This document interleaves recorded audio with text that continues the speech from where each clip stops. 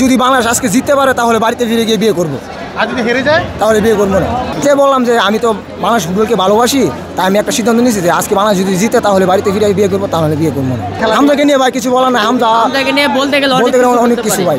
আমাদের বিশ্বাস আজকে হামজা গোল দিয়ে জয় করবো। আমরা মানে ম্যাচটা জিততে চাই, আমাদের এশিয়া কাপের আশা শেষ, but we need to end in a high.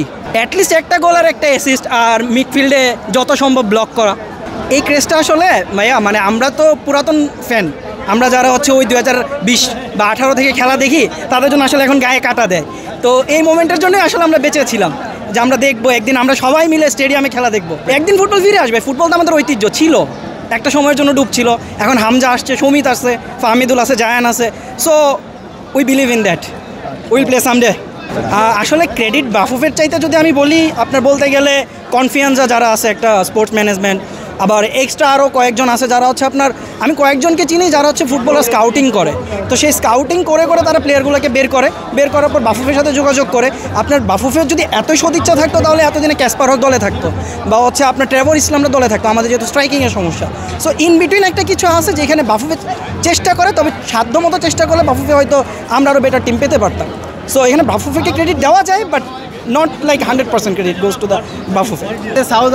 South এশিয়ার এল ক্লাসিকো তো আমরা ওইভাবে উদযাপন করবো, ওইভাবে আমাদের টিমকে সাপোর্ট করবো।